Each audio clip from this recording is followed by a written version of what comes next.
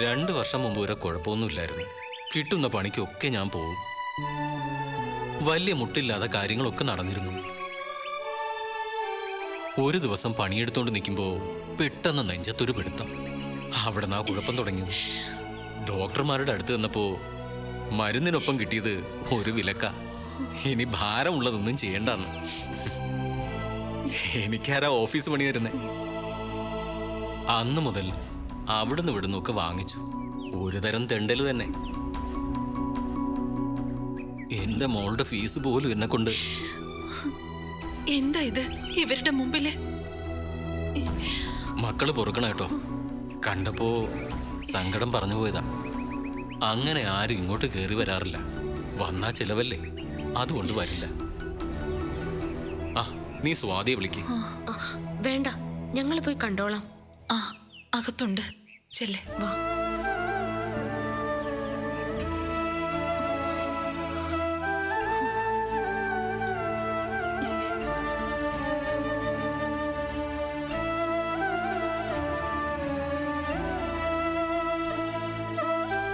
വേണ്ട, ഇരുന്നോ.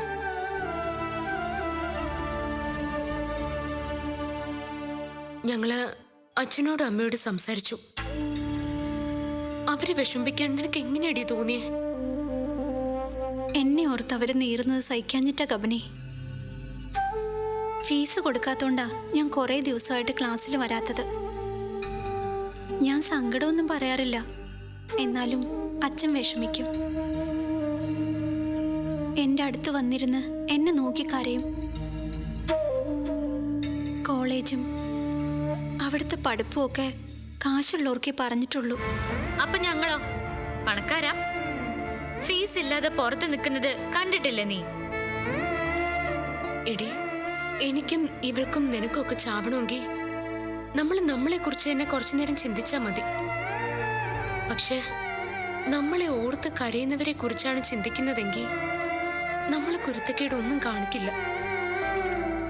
പെട്ടെന്നെന്തോ അങ്ങനെ ചെയ്തു പോയതാ. ഇടവും വലവും ഇരുന്ന് കരഞ്ഞു രണ്ടാളും. പോട്ടെ, ഇനി ഇങ്ങനെയൊന്നും ചെയ്യാതിരുന്നാ മതി. കോളേജിൽ എല്ലാവരും അറിഞ്ഞോ? കുറച്ചുപേര്. പ്രേമവും ഒളിച്ചോട്ടൊന്നും അല്ലല്ലോ പെട്ടെന്ന് തീ പിടിക്കാൻ.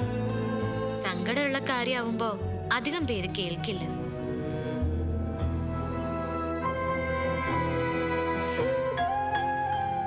അതെ, ഇനി ഇവളെ ഇവിടെ ഇങ്ങനെ തനിച്ചാക്കണ്ട കേട്ടോ. നിങ്ങളുടെ കൂടെ തന്നെ ഇരുത്തിയാൽ മതി. അമ്മയുടെ ഓപ്പറേഷന്റെ കാര്യം ഞങ്ങളൊന്ന് നോക്കട്ടെ. എങ്ങനെ? ഞങ്ങള് കുറെ പേരുണ്ടല്ലോ കോളേജില്. അതല്ലെങ്കിൽ കോളേജിന്റെ ഉടമ പാർവതി അമ്മയുണ്ട്. കബനി പറഞ്ഞ എന്തും ചെയ്യും. ഒന്നും വേണ്ട കബനി. ആ, ആദ്യം കിട്ടുമെന്ന് നോക്കട്ടെ, എന്നിട്ടല്ലേ നിഷേധിക്കല്.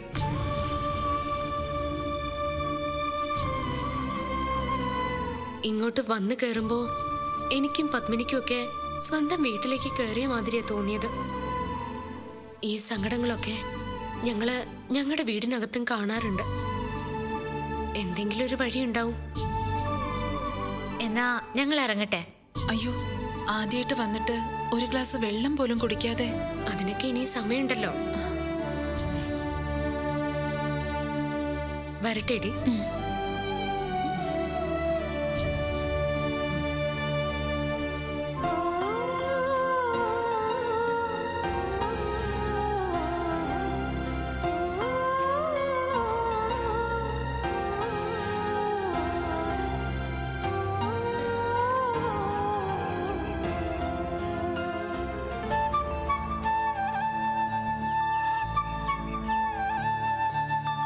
എന്നാ ഞങ്ങൾ വരട്ടെ. ശരി മകളെ, പോയിട്ട് വാ. വാ.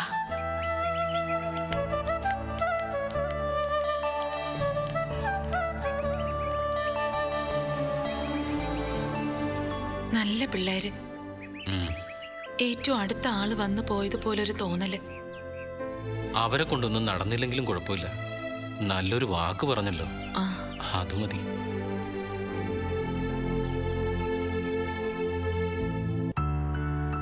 ഞാൻ കരുതിയത് നീ കോളേജിൽ എത്തിയാലെങ്കിലും അവര് തമ്മിലുള്ള പ്രശ്നത്തിന്റെ കാരണം അറിയാന്ന. കണ്ടുപിടിക്കാൻ ഞാൻ ഒരുപാട് ശ്രമിച്ചെടുത്തി, പക്ഷെ ഏട്ടൻ പിടി തരുന്നില്ല. കബനി ഇലക്ഷന് നിൽക്കുന്നതുകൊണ്ട് പിണക്കൊന്ന് ഏട്ടൻ വെറുതെ പറയുന്നതാ. അതിലും ഡീപ്പായ എന്തോ കാരണമുണ്ട്. ഒരു പിണക്കുന്നതിലുപരി എന്തോ ശത്രുത ഏട്ടൻ കാണിക്കുന്നത്. വേറെ കാരണമെന്ന് പറയുമ്പോ ഒന്നുകിൽ ഏട്ടൻ മമ്മിയെ അനുസരിക്കാൻ തീരുമാനിച്ചു, അല്ലെങ്കിൽ കബനിയുമായി ഇനി ഒരു കണക്ഷനും വേണ്ടെന്ന് സ്വയം തീരുമാനിച്ചു. ഏയ് എനിക്കിതെന്തോ. എന്നാ ഏട്ടത്തി പറ. എന്താടി കുറെ നേരമായല്ലോ സംസാരം. എന്താ അതിനോട് വിലക്കാണോ? നിന്റെ ക്ലാസ്സൊക്കെ എങ്ങനെ പോകുന്നു? ക്ലാസ് കൊള്ളാം. ഋഷിയുടെ കോളേജിൽ നീ ചേർന്നത് മമ്മിക്കൂട്ട് രസിച്ചിട്ടില്ല. മമ്മിക്കല്ലല്ലോ, എനിക്കല്ലേ കോളേജ് ഇഷ്ടപ്പെടേണ്ടത്. കോളേജില് ആ പെൺകുട്ടി ഉണ്ടല്ലോ, കബനി, നീ കണ്ടായിരുന്നോ? കാര്യം അറിഞ്ഞ് നിന്നെ തേടി വന്നതായിരിക്കും. അല്ല, ഞാൻ അങ്ങോട്ട് ചെന്നതാ. പരിചയക്കാരുടെ അടുത്തെത്തുമ്പോ അതാണല്ലോ മര്യാദ. മമ്മിയുടെ പ്രധാന പേടിയും അത് തന്നെയാ.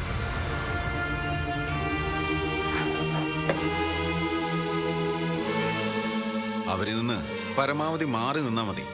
അല്ല വരുൺ, കബനി ഒരു പെൺകുട്ടിയല്ലേ? ഇവര് സുഹൃത്തുക്കളായാൽ തന്നെ അതുകൊണ്ട് എന്താ? താ സംസാരിക്കണ്ട. Very good. ഏട്ടത്തിന്റെ നാവിന് വിലക്ക് വീണല്ലോ. എന്നാ അതേ ചോദ്യം ഞാൻ ചോദിക്കാം, പറ. ഋഷിയും ആ കുട്ടിയും തമ്മിലുള്ള ബന്ധമാണ് മമ്മിയുടെ പേടി. അതിന് നീയൊരു കാരണമാകാൻ പാടില്ല. നാളെ ഒരിക്കൽ അങ്ങനെ ഒരു ബന്ധം വലിച്ചു പറിച്ചെറിയാൻ മമ്മി ആവശ്യപ്പെട്ടാ എനിക്കത് ചെയ്യേണ്ടി വരും. അതിനുവേണ്ടി ഇപ്പൊ തന്നെ എന്തെങ്കിലും ചെയ്തു കഴിഞ്ഞോ? പറ വരുൺ, ഋഷി ഇപ്പൊ കബനിയോട് മിണ്ടാറില്ല. അത് വരുണിന്റെ ഉപദേശമാണോ? ഓ, അവര് മിണ്ടാറില്ലേ? അത് നന്നായി. എങ്ങനെയായിരുന്നു വിലക്ക്? ഏട്ടനെ കോളേജിൽ ജോലിയിൽ നിന്ന് മാറ്റുന്നോ, അതോ അവളെ എന്തെങ്കിലും ചെയ്യുന്നോ? അങ്ങനെയൊക്കെ ആണല്ലോ മാടമ്പിത്തരത്തിന്റെ രീതി. പറയട്ടാ. മാടമ്പിത്തരം എന്നൊരു വാക്കുള്ളത് കൊണ്ട് നീ ന്യായമായി എന്തെങ്കിലും ചെയ്യുന്നതിനെ കളിയാക്കണ്ട. വാസ്തവത്തിൽ നിങ്ങൾ എന്താ ചെയ്യുന്നേ? നാളെ നമ്മുടെ വീട്ടിൽ നടക്കാവുന്ന ഒരു പൊട്ടിത്തെറിക്ക് കരുതിക്കൂട്ടി അവസരം ഉണ്ടാക്കുകയല്ലേ? മമ്മിയെ എതിർക്കാൻ വേണ്ടി മാത്രം അവന്റെ ലൈഫ് സ്പോയിൽ ചെയ്യരുത് രണ്ടാളും കൂടി. വിവാഹകാര്യത്തിൽ നമ്മുടെ വീട്ടിൽ ഇനി ആർക്കും ഒരു അബദ്ധം പറ്റരുത്. അത് മമ്മിക്ക് നിർബന്ധമുണ്ട്. അപ്പൊ ആർക്കും അബദ്ധം പറ്റി, അത് വരുണ് തന്നെയല്ലേ? അമ്മ പറയുമ്പോ എനിക്കിത് വേണമെങ്കിൽ അമ്മായിയമ്മ പോരെന്ന് കരുതാം. പക്ഷെ വരുണും ഒരു ഭാരമായോ ശാപമായോ തന്നെ കാണണം എന്നെ. ഞാൻ അങ്ങനെയൊന്നും ഉദ്ദേശിച്ചില്ല. ഉദ്ദേശിച്ചത് അത് തന്നെയാ, മാറ്റണ്ട. തിരുത്താൻ എന്തെങ്കിലും ഉദ്ദേശം അമ്മയ്ക്കുണ്ടെങ്കിൽ ചോദിക്ക്, അത് നടത്തി കൊടുക്ക. എന്നെ മോളെയും കുറിച്ച് ചിന്തിക്കണ്ട. Shut up. മതി, ഒരു വാക്ക് പറഞ്ഞൂടാ, ഒന്നുറക്കെ കരഞ്ഞൂടാ. എല്ലാത്തിനും കൂടെ ചേർത്ത് ഒരേ ഒരു മറുപടി, ഷട്ട് അപ്പ്. എനിക്ക് ഭ്രാന്ത് പിടിക്കാ വരുൺ.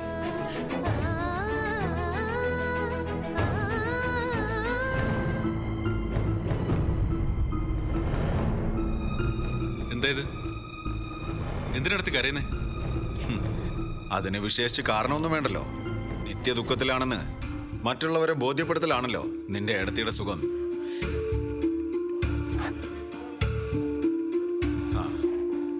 എന്നാലും ചില കാര്യങ്ങൾ നിനക്ക് സ്വയം മനസ്സിലാകുന്നു എന്നറിഞ്ഞതിൽ സന്തോഷം.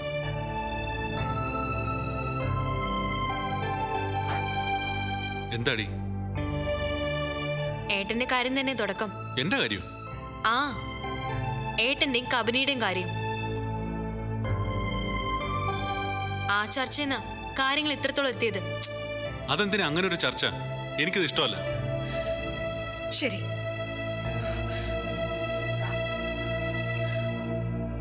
ഇനി ചർച്ച ചെയ്യില്ല. പക്ഷെ ഒരു കാര്യം പറ, നിന്റെ ഏട്ടനും മമ്മിയുടെ മുന്നിൽ ഒരു വാക്കും പറയാനുള്ള ധൈര്യമില്ല. അതാണോ നിനക്കും?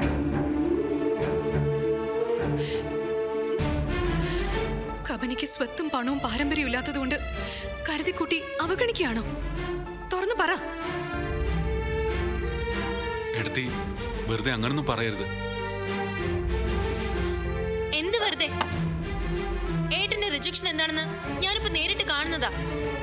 അവൾക്കറിയില്ല, പത്മിനിക്കറിയില്ല, ഞങ്ങൾക്കും അറിയില്ല.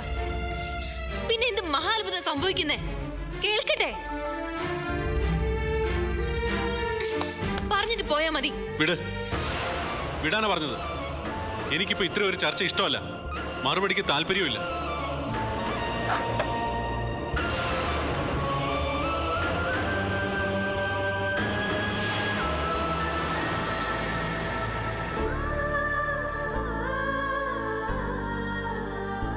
ഇനി നിനക്ക് എന്താ നിത്യ സംശയം? ഡാഡിയും മമ്മിയും പോലെ അവനും മാറി, അത്രേ ഉള്ളൂ. സിമ്പിൾ. നമ്മളാണ് മണ്ടികള്, വെറും മണ്ടികൾ.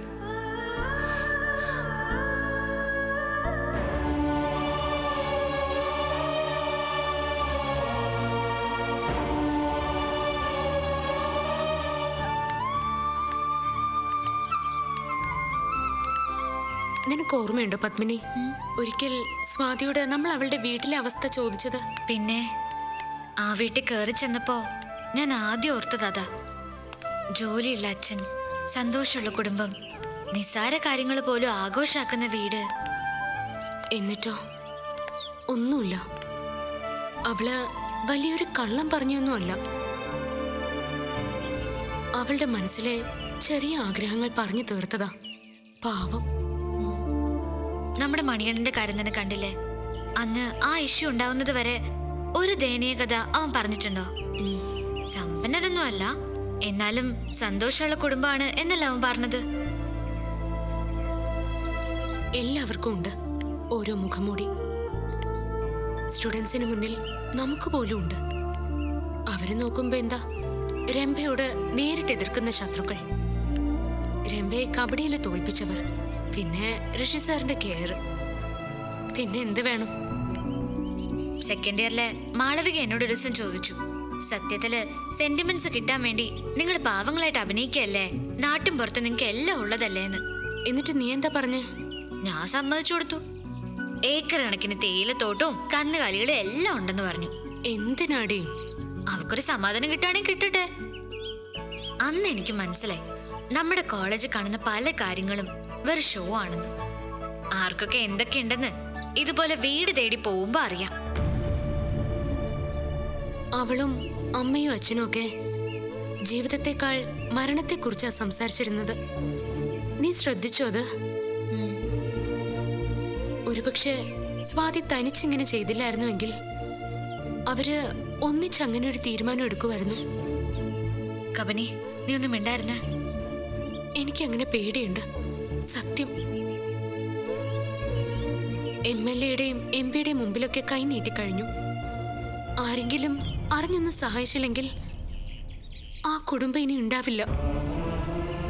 നമ്മൾ എന്ത് ചെയ്യാനാടി? നമ്മളെങ്ങനെ സഹായിക്കുന്നത്? ഋഷി സാറ് നമ്മളോട് മിണ്ടുന്ന അവസ്ഥയിലായിരുന്നെങ്കിൽ നമുക്ക് സാറിനോട് സംസാരിക്കായിരുന്നു. ഇതിപ്പോ അങ്ങ് ചെന്നാ മതി. സാറ് നമ്മുടെ പേരിൽ അടുത്ത കുറ്റം കണ്ടുപിടിക്കാനാ നടക്കുന്നത്. നാട്ടിലായിരുന്നെങ്കിൽ ഗണേശേട്ടനോട് പറയായിരുന്നു, അവര് വല്ല നാടകവും ഗാനമേളയൊക്കെ വെച്ച് പിരിച്ചേനെ. നമുക്ക് എന്തെങ്കിലും ചെയ്യാൻ പറ്റും, പറ്റണം.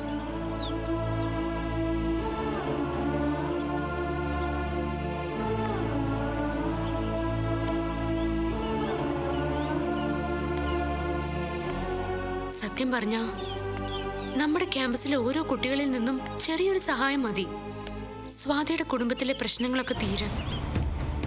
ഞാനൊരു കാര്യം പറയട്ടെ, നമുക്ക് ആദ്യം നിത്യയോട് പറയാം. അവള് വഴി ഋഷി സാറിനോടോ പ്രിൻസിപ്പളിനോടൊക്കെ. ആ, നിന്റെ അഭിപ്രായം നല്ലതാ. അത് തന്നെയാ നല്ല വഴി. നിത്യാവുമ്പോ രംഭയോടും പറഞ്ഞോളും. എന്തിന്? ആ പിശാചിന്റെ കാശ് എന്തിനാ? നമ്മുടെ മുമ്പിലിപ്പോ സ്വാതിയുടെ കുടുംബത്തിന്റെ ദയനീയ അവസ്ഥ മാത്രമേ ഉള്ളൂ. ആര് സഹായിച്ചാലും നമുക്കെന്താ? രംഭ ചെയ്യുമെങ്കിൽ അവള് ചെയ്യട്ടെ. എല്ലാവരും ഒന്നിച്ചാണെങ്കിൽ അങ്ങനെ. ആ പാവങ്ങൾ നിലനിൽക്കണം, അത്ര തന്നെ.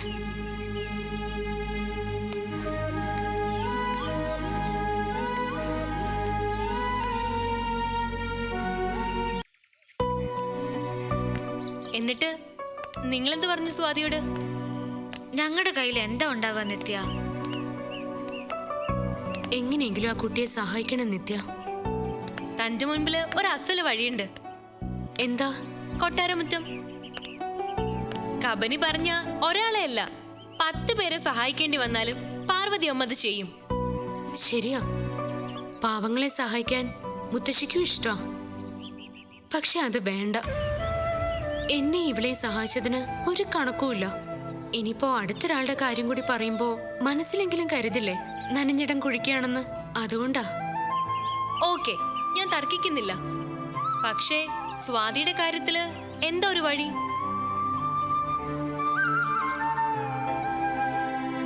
ആ കബനി, നമുക്ക് ഫേസ്ബുക്കിൽ ഒരു മാച്ച് കൊടുത്താലോ? അതാ ഇപ്പൊ ട്രെൻഡ്. സ്വാതിയുടെ പേരിൽ ഒരു അക്കൗണ്ട് നമ്പർ കിട്ടിയാൽ മതി. പിന്നെ ഹാർട്ട് ടച്ചിങ് ആയിട്ടൊരു ശബ്ദവും. അതെന്തായാലും കബനി തന്നെ മതി. ഫേസ്ബുക്ക് വഴിയൊന്നും വേണ്ട. നിത്യ പറഞ്ഞതുപോലെ അതാ ഇപ്പൊ ട്രെൻഡ്, ഞാൻ സമ്മതിക്കുന്നു. പക്ഷേ ഇപ്പൊ അത് തന്നെയാ ഏറ്റവും കൂടുതൽ കള്ളം പറയുന്ന സ്ഥലവും. അനാവശ്യമായി ഉപയോഗിച്ച് അതിന്റെ വിശ്വാസമൊക്കെ കുറഞ്ഞു. നമുക്കതൊന്നും വേണ്ട. നമുക്കിതിൽ കലാപരിപാടികൾ നടത്തിയാലോ? വല്ല ഡാൻസോ നാടകമോ, എന്നിട്ട് നന്നായിട്ടൊന്ന് ഇറങ്ങി പിരിച്ചാ മതി. ഓ പിന്നെ, ഈ സിറ്റിയിലെ എന്തോരം പരിചയക്കാരാ നിനക്ക്. പോയി ടിക്കറ്റ് എടുപ്പിക്കാനും കൊണ്ടുവരാനും ഒക്കെ. എന്നാ കബനി പറ, എന്താ നിന്റെ മനസ്സിൽ? നമുക്ക് പുറത്തിറങ്ങി പിരിക്കാനൊന്നും നിൽക്കണ്ട. നമ്മുടെ കുട്ടികളിൽ നിന്നും 10ഓ 100ഓ വെച്ച് കിട്ടുന്നത് എന്തോ അതൊക്കെ പോരെ. പറയാൻ പറ്റില്ല. കോളേജിലെ കുട്ടികള് മനസ്സറിഞ്ഞ് വിചാരിച്ചാ പറ്റും. ഓ, എന്നാ പിന്നെ തൽക്കാലം അത് മതിയെന്ന് തീരുമാനിക്കാം, അല്ലേ കബനി? ആ, കൂടുതൽ എന്തെങ്കിലും ആവശ്യങ്ങൾ വന്നാ നമുക്ക് വേറെന്തെങ്കിലും മാർഗം നോക്കാം. ആ രമ്പയും കൂട്ടുകാരും അറിഞ്ഞാ അപ്പൊ തുടങ്ങും വിവാദം. എന്ത് വിവാദം? കോമൺ സെൻസ് ഉണ്ടെങ്കിൽ നല്ല രീതിയിൽ ചിന്തിച്ചോളും. അപ്പൊ എങ്ങനെയാ കബനി, ഇന്ന് തന്നെ സ്റ്റാർട്ട് ചെയ്യുവാണോ നമ്മള്? ആദ്യം നിത്യ ക്ലാസ്സിലൊന്ന് സംസാരിക്കുക. ഞാനും കുറച്ച് കുട്ടികളോട് സംസാരിക്കാം. അവരുടെ റിയാക്ഷൻ എന്താണെന്നറിയാലോ. ശരി. ഇക്കാര്യത്തില് ആരുടെയെങ്കിലും ഭാഗത്തുനിന്ന് മോശം റിയാക്ഷൻ ഉണ്ടായാലേ എന്റെ അമ്മച്ചിയാണ് ഞാൻ കയറി തല്ലും. നീ ഒന്നും മിണ്ടാതിരുന്നേ. ആളുകളോട് ദയനീയമായി അപേക്ഷിക്കേണ്ട കാര്യ. പ്ലീസ് കോളോ ആക്കല്ലേ. ഒരു തല്ലുകാരി വന്നിരിക്കുന്നു. ആ കബനി, നമുക്ക് ഏട്ടനോട് ഇതിനെ കുറിച്ചൊന്ന് ഡിസ്കസ് ചെയ്യണ്ടേ? ആവാം, എനിക്ക് പ്രശ്നമൊന്നുമില്ല. ഏട്ടൻ കൂടും. ചിലപ്പോ നിങ്ങളുടെ വഴക്ക് മാറാൻ പോകുന്നതും ഇതിലൂടെ ആയിരിക്കും. അതെ, എന്താലോചിക്കാനും സാറ് കൂടി ഉണ്ടെങ്കിൽ അതൊരു പവർ തന്നെയാ. എന്നാ ഓക്കെ, എനിക്ക് ക്ലാസ് ഉണ്ട്. ക്ലാസ് കഴിഞ്ഞിട്ട് ഞാൻ അവരോട് സംസാരിച്ചിട്ട് പറയാം. ആ, നീ ഏട്ടനെ കണ്ടേക്കണം. ശരി. ശരി.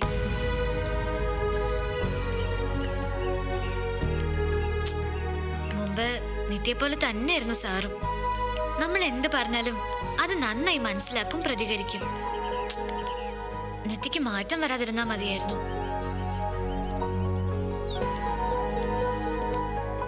Good morning sir. Good morning.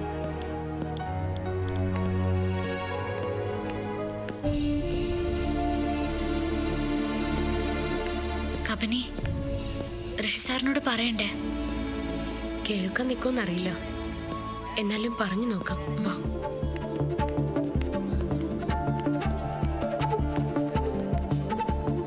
Sir, ഒരു കാര്യം പറയാനുണ്ട്. നോട്ടീസ് മാറ്ററിന്റെ ന്യായീകരണമാണെങ്കിൽ വേണ്ട. എന്നെ സംബന്ധിക്കുന്ന കാര്യമല്ല. സർ, സ്വാതിയുടെ കാര്യം ടീച്ചേഴ്സ് എല്ലാരും അറിഞ്ഞല്ലോ.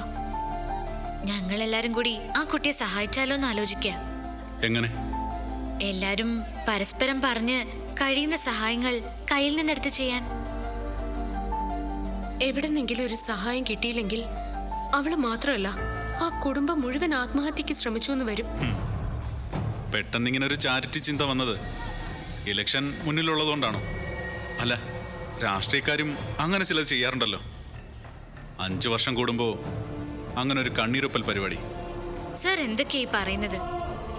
സ്വാതിയുടെ കാര്യവും ഇലക്ഷനും തമ്മിൽ എന്താ ബന്ധം? പത്മിനി, വേണ്ട. നമ്മളിത് പറഞ്ഞതാ തെറ്റ്. ഇപ്പോ നമ്മളെ നോക്കിക്കാണുന്ന രീതിയിൽ നമ്മൾ എന്ത് ചെയ്താലും കുഴപ്പം തന്നെയായിരിക്കും. Sorry sir. സ്വാതിയുടെ അവസ്ഥ എന്താണെന്ന് മനസ്സിലാക്കാൻ എനിക്ക് ഇലക്ഷൻ കാലമൊന്നും വരണ്ട. എനിക്ക് എന്നിലേക്ക് തന്നെ നോക്കിയാൽ മതി. അവളുടെ അമ്മ ഇരിക്കുന്ന ഇരിപ്പും സ്ഥലമൊക്കെ എൻ്റെ അമ്മ ഇരുന്ന് ഞാൻ കണ്ടിട്ടുണ്ട്. അവളുടെ അച്ഛൻ്റെ ദയനീയത എൻ്റെ അപ്പൂപ്പനിൽ ഞാൻ കണ്ടിട്ടുണ്ട്. പട്ടിണിയും പരിവട്ടവും ഒന്നും മനസ്സിലാവാൻ എനിക്കത് പഠിക്കാൻ പോവേണ്ട കാര്യമൊന്നുമില്ല സർ. ഞാൻ അനുഭവിച്ചിട്ടുണ്ട് ആവശ്യത്തിൽ കൂടുതൽ. ഞങ്ങൾ കരുതി സാർ എന്തെങ്കിലും സഹായം ചെയ്യുമെന്ന്. സോറി, ഞാൻ അല്പം മനസാക്ഷി കുറഞ്ഞ ആളാണ്. അധ്യാപകർ എന്തെങ്കിലും സഹായം ചെയ്യാൻ തീരുമാനിക്കുന്നുണ്ടെങ്കിൽ ഞാൻ അതിൻ്റെ കൂടെ ചെയ്തോളാം. മറ്റൊന്നുമില്ലല്ലോ. ഞങ്ങൾ എന്തായാലും അത് ചെയ്യാൻ തീരുമാനിച്ചു. ആരെങ്കിലും ചോദിച്ചാ സാറിന്റെ പിൻബലം ഉണ്ടെന്നൊന്നും പറയാൻ വേണ്ടിയിട്ടല്ല, ഞങ്ങളുടെ ഒരു മനസമാധാനത്തിന് വേണ്ടിയിട്ടാ.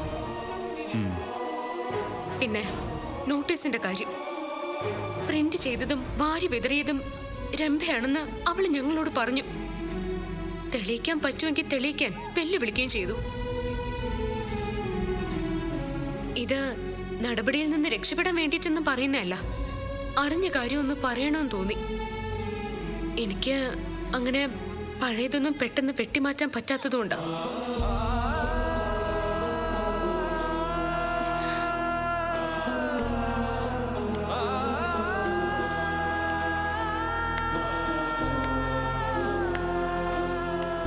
സാർ, പത്മിനി,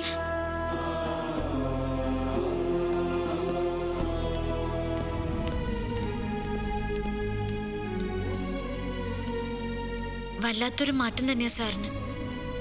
ഇത് വഴക്കൊന്നുമല്ല, ശത്രുതയാ. ഒന്നെങ്കിൽ ആരും എന്തോ വിഷം കുത്തി വെച്ചിട്ടുണ്ട്, അല്ലെങ്കിൽ ബോധപൂർവം മാറിയിക്കാന്ന് സാറ് തന്നെ തീരുമാനിച്ചു കാണും. എന്തായാലും കുഴപ്പമില്ല. സാറ് നന്നായിരിക്കട്ടെ.